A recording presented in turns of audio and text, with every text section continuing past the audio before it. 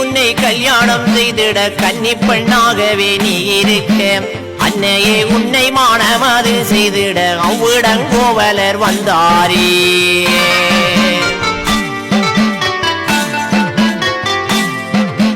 கரணி பூரணி நாரணியாய கண்ணகை அம்மனும் கோவலரும் புரணமாக கோலுவிருக்க கங்கை பொற்கோடி மாதவி வந்தாளே.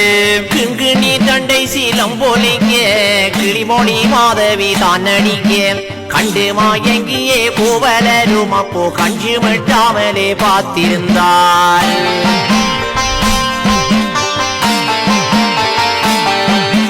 கிதியின் சொர்க்கமாத கடித்தார் போலே கண்ணால் பார்த்து மிக மருட்டி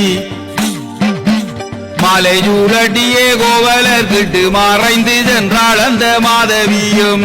குங்கும நெற்றி விழி